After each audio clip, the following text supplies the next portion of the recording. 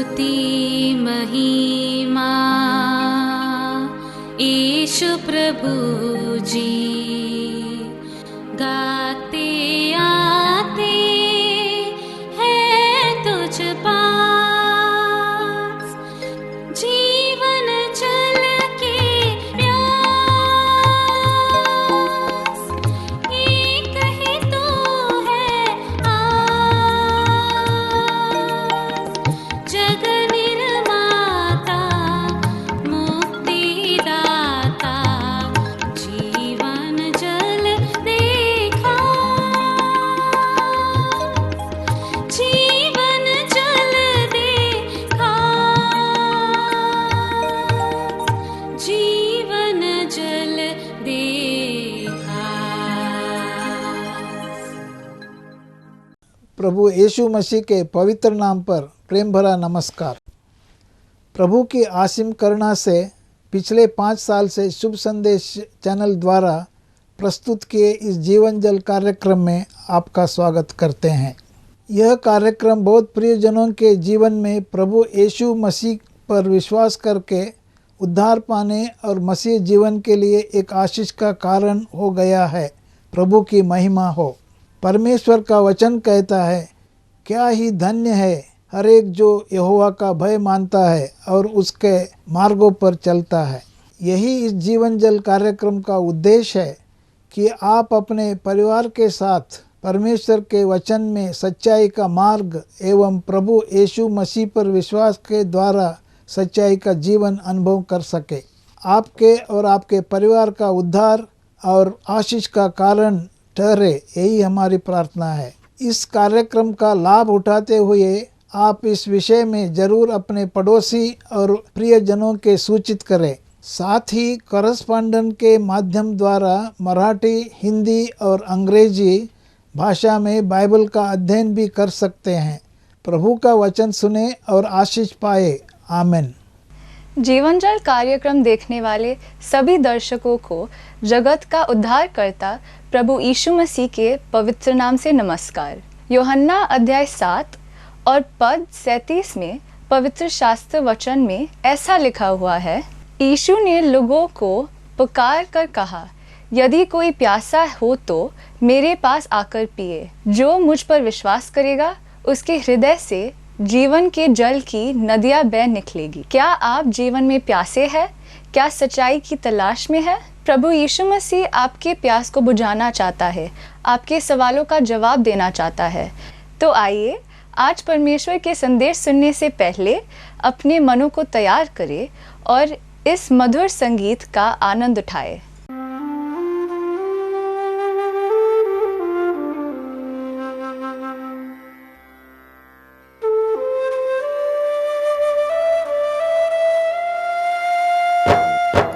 आराधना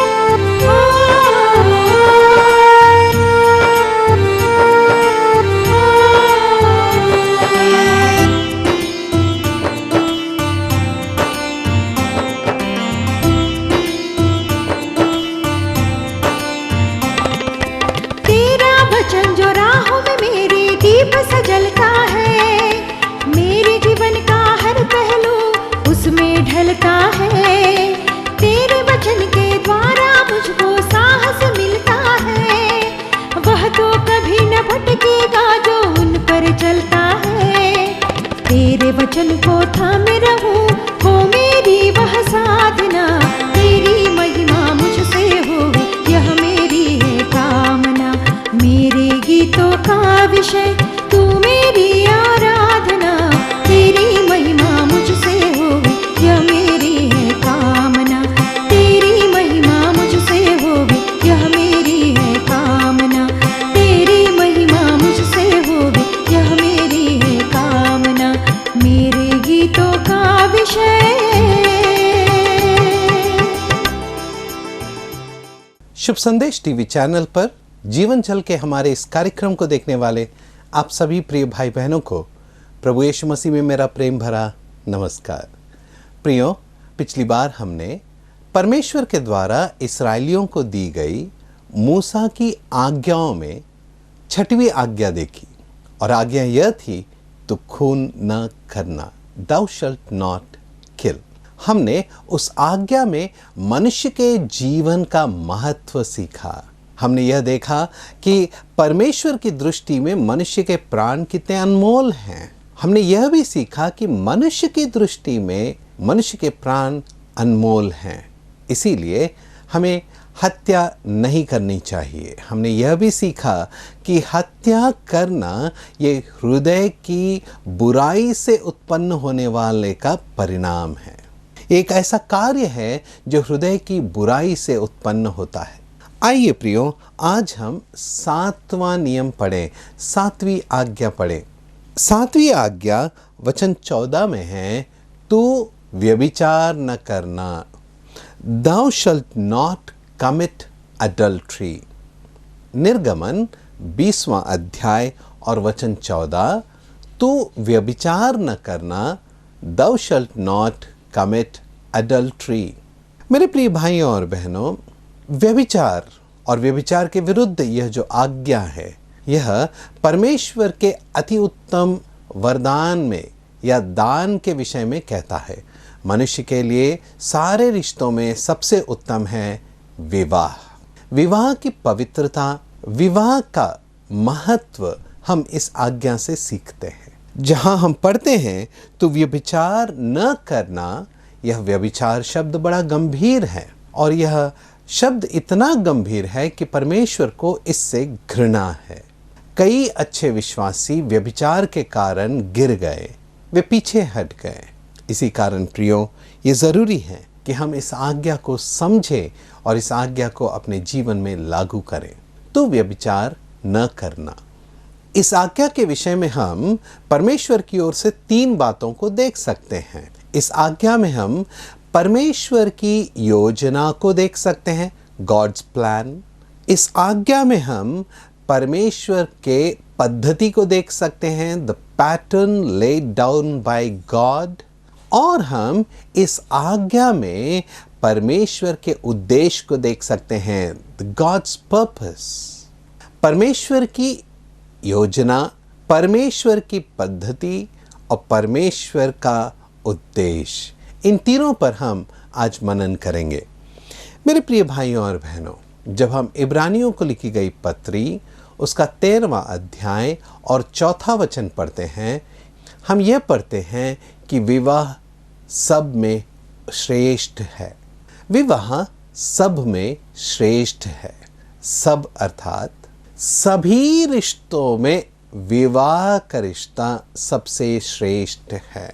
एक पति पत्नी का संबंध सभी रिश्तों से श्रेष्ठ है।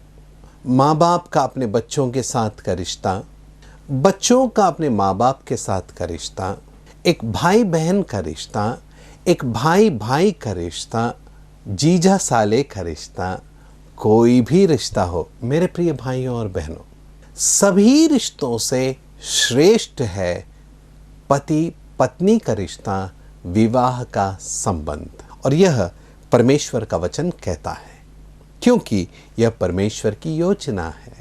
मेरे प्रिय भाई और बहनों, इब्रानियों को लिखी गई पत्री 13वां अध्याय 4थे वचन में जहां लिखा गया है, विवाह सब में श्रेष्ठ है। सब में अर्थात सभी देश के मनुष्यों में। आप किसी भी देश में चले जाएं, वहाँ हम विवाह की पद्धति को सर्वश्रेष्ठ महत्व दिया गया है यह देखते हैं। किसी भी जाति, किसी भी धर्म के लोगों को यदि आप देखें, वे विवाह को सर्वश्रेष्ठ मानते हैं। विवाह की पद्धति, विवाह का संबंध जो है सभी में श्रेष्ठ है।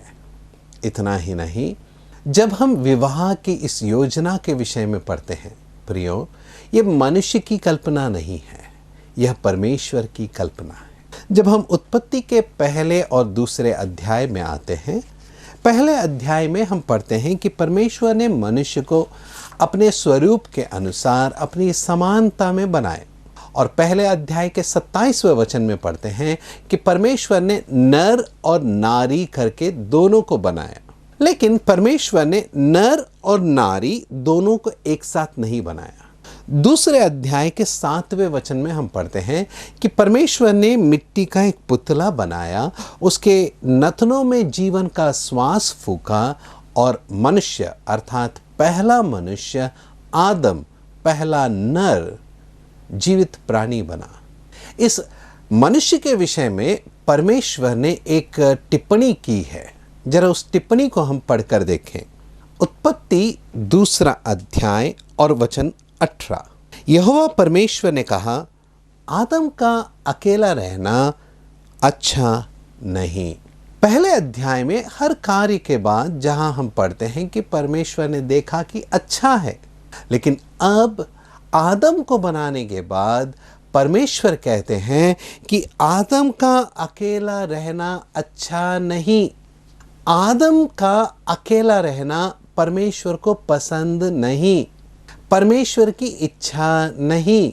हाँ मेरे प्रिय भाई और बहनों, उस वचन को यदि हम पूरा पढ़े, हम इस तरह पढ़ते हैं, फिर यहोवा परमेश्वर ने कहा, आदम का अकेला रहना अच्छा नहीं, मैं उसके लिए एक ऐसा सहायक बनाऊंगा जो उससे मेल खाए। मेरे प्रिय भाई और बहनों, इस वचन को पढ़ते समय हमें आश्वासन मिलता है कि विवाह का यह संबंध मनुष्य की योजना नहीं है, क्योंकि यदि यह मनुष्य की योजना होती तो यह विफल हो जाता। हाँ प्रियो, मनुष्य के द्वारा जोड़े गए सारे संबंध जो हैं वे विफल हो जाते हैं, लेकिन परमेश्वर के द्वारा जो रिश्ता बनाया गया है वो कभी विफल नहीं होता है। मनुष्य उसे विफल कर सकता है, लेकिन परमेश्वर ने जो जोड़ी बनाया है, परमेश्वर की जो योजना है वो सिद्ध योजना है। मेरे प्रिय भाई और बहनों, परमेश्वर ने नर और नारी करके मनुष्य को बनाया, लेकिन पहले परमेश्वर ने आदम को बनाया और परमेश्वर ने कहा आदम का अकेला रहना अच्छा नहीं। इसीलिए परमेश्वर ने उसके लिए एक सहायक बनाया जो उससे मेल खाए। ये सहायक कौन है? यह सहायक उसकी पत्नी हव्वा है। परमेश्वर ने जब हव्वा को बनाया तब परमेश्वर ने हव्वा को कैसे बनाया?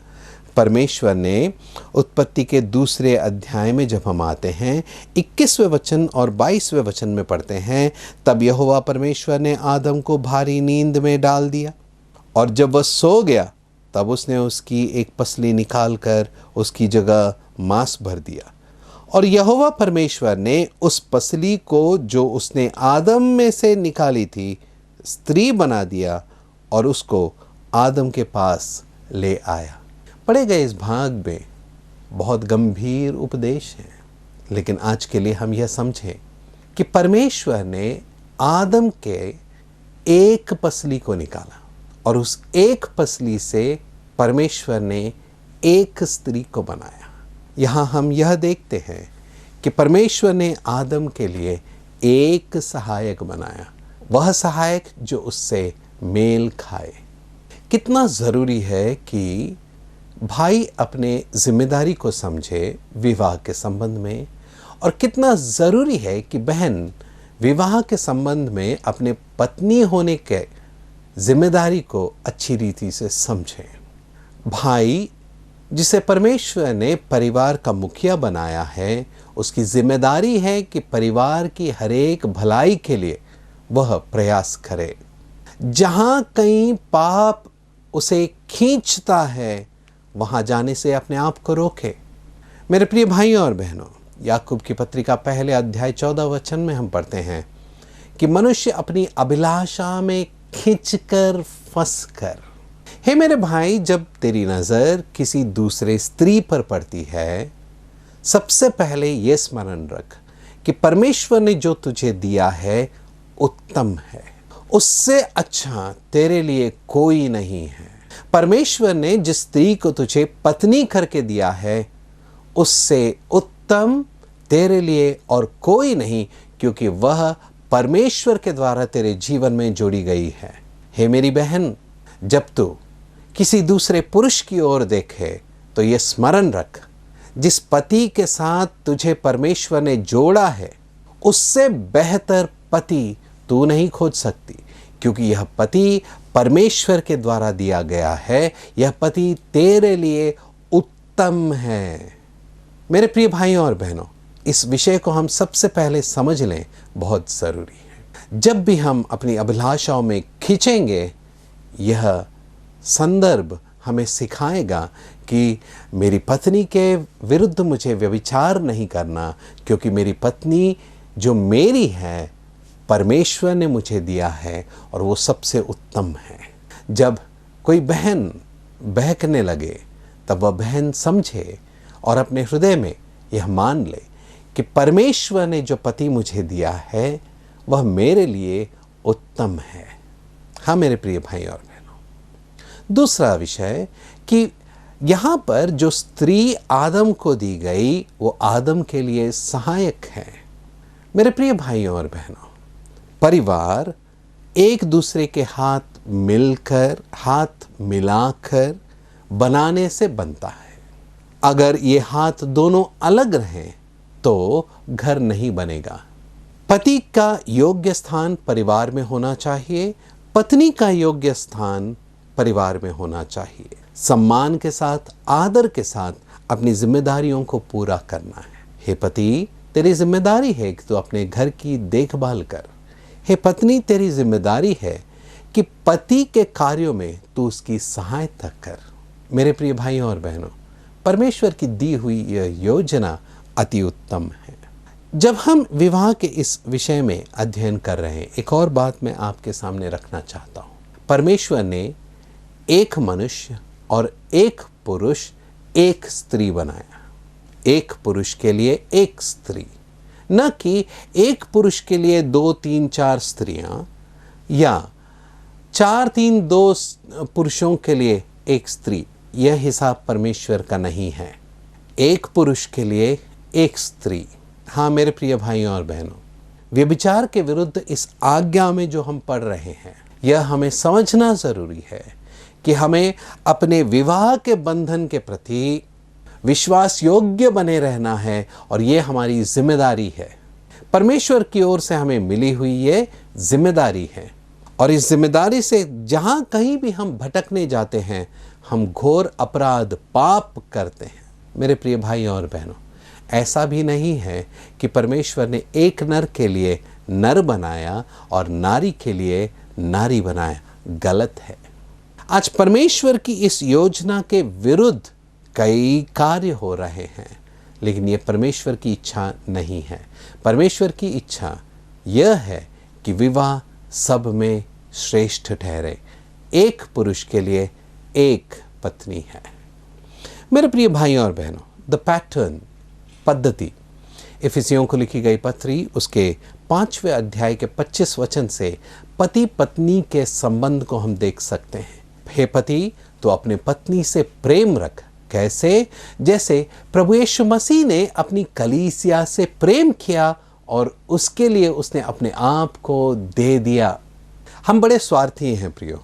हम चाहते हैं सब कुछ मेरा हो, मुझे आराम मिले, मुझे आनंद मिले, मैं, यही हमारा जीवन बनकर रह गया है। लेकिन परमेश्वर का वचन कहता है, हे पति, तो अपने पत्नी से प्रेम रख जैसे प्रभु यीशु मसीह ने रखा। कैसे? उसने कलीसिया के लिए अपने आप को दे दिया। दे दीजिए प्रियो, दे दीजिए अपनी पत्नी के लिए। प्रिय भाई, अपने आप को दे दीजिए। स्वार्थी ना बने।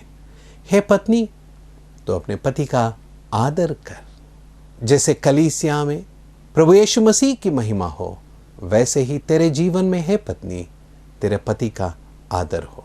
अपने आप को समर्पित कर बहन, अपने आप को समर्पित कर। यह परमेश्वर के द्वारा दी गई पद्धति है। पर्पस, क्या उद्देश्य है? हमने उत्पत्ति के 2 अध्याय और 18 वचन में पढ़ा कि परमेश्वर ने कहा, मनुष्य का अकेला रहना अच्छा नहीं, एक से भले 2। हाँ प्रियो, एक अगर गिरने लगे, दूसरा उसे सहारा देगा। एक भटकने लगे तो दूसरा उसे सुधारेगा। एक निराश हो जाए तो दूसरा उसे प्रोत्साहित करेगा। एक पहचानने में गलती करे तो दूसरा उसे सही को पहचानने में मदद करेगा। एक यदि बलहीन हो जाए, दूसरे के सहायता से वो बलवान बनेगा। That is the purpose of God, कि हम विवाह के इस बंधन के द्वारा परमेश्वर के अनुग्रह को हम अपने जीवन में देख सकें, परमेश्वर के कार्यों को हमारे जीवन में पूरा होता हुआ हम देख सकें। ये परमेश्वर का विवाह के प्रति पर्पस, उद्देश्य है। मेरे प्रिय भाई और बहनों, यूसुफ को स्मरण रखें, किस रीति से यूसुफ व्यभिचार से भागा। उसने अपने वस्त्र छोड़ दिए, वह नंगा हो गया और भाग निकला।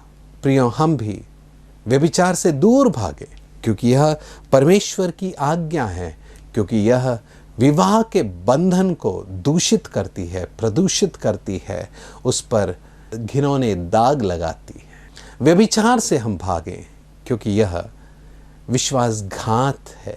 मेरे प्रिय भाइयों और बहनों, जब इस्राएली जीवित परमेश्वर से दूर होकर मूर्ति पूजा करने लगे, परमेश्वर ने उनके विषय में यही कहा कि तुमने मूर्तियों के साथ मेरे विरुद्ध व्यभिचार किया है। हमारी विश्वास योग्यता अपने साथी की ओर होनी चाहिए। हमारा प्रेम हमारे साथी की ओर होनी चाहिए। विवाह का बंधन परमेश्वर के द्वारा ठहराया गया श्रेष्ठ बंधन है। मेरे प्रिय भाइयों और बहनों, इस विवाह के बंधन के विषय में आज एक और आखिरी चेतावनी देना चाहता हूँ। इस संसार में तलाक, डाइवर्स, ये एक फैशन हो गया है। एक शादी की, डाइवर्स किया, दूसरी शादी, डाइवर्स किया, तीसरी शादी, डाइवर्स किया, रिकॉर्ड बनाने में लगे हैं। मेरे प्रिय भाइयों और बहनों, परमेश्वर का वचन कहता है कि व्यभिचार के समान है। तलाक देना यह परमेश्वर के योजना, परमेश्वर के पद्धति और परमेश्वर के उद्देश्य के विरुद्ध है। मेरे प्रिय भाइयों और बहनों, इससे हम बचें। प्रभु हमारी सहायता करें। आज विवाह के बंधन के विषय में हमने यह देखा कि विवाह पवित्र है, क्योंकि यह परमेश्वर की योजना है, परमेश्वर की पद्धति है, परमेश्वर का उद्देश्य है। आइए प्रियो, प्रार्थना करें और परमेश्वर के हाथों में हम अपने आप को सौंप दें, ताकि हम परमेश्वर के अनुग्रह को और उसके प्रेम को अपने वैवाहिक जीवन में अनुभव कर सकें। आइए हम प्रार्थना करें। स्वर्गीय पिताजी, हम आपको धन्यवाद देते हैं। आज आपने विवाह के संबंध के विषय में जो आज्ञा हमें दी कि तू व्यभिचार न करना, उसके लिए धन्यवाद देते हैं। आपने विवाह के बंधन को योग्य आदर देने के लिए हमें सिखाया है, क्योंकि विवाह का यह बंधन तेरी योजना है, क्योंकि विवाह तेरी दृष्टि में श्रेष्ठ है। विवाह का यह बंधन की पद्धति हम प्रभु यीशु मसीह का प्रेम जो कलीसिया के लिए है, उससे सीखते हैं। हम आपकी योजना को विवाह के बंधन में पूरा होता हुए देखते हैं। हमारी सहायता करें पिताजी कि हम विवाह के बंधन में दृढ़ हों और आगे बढ़ें, ताकि तेरी महिमा हो सके। हमारे वैवाहिक जीवन के द्वारा तेरे नाम की उत्तम गवाही हो। विनम्रता की प्रार्थना धन्यवाद के साथ प्रभु यीशु मसीह के मधुर और मीठे नाम में करते हैं पिताजी, आमीन। अगर परमेश्वर ने इन वचनों के द्वारा आपसे बातें किया है और आप इन विषय पर अधिक जानकारी प्राप्त करना चाहते हो या किसी प्रार्थना के विषय को बांटना चाहते हो, तो निसंदेह हमें संपर्क करें। हमारा पता Jeevan Jal Nav Bhavna building 422 SVS road, post box number 19161, Prabha Devi, Mumbai 400025। प्रार्थना एवं मुफ्त बाइबल कॉरेस्पॉन्डेंस कोर्स के लिए हमें संपर्क करें। अपना नाम और पूरा पता तुरंत SMS करें। Mobile number 089-925-80744।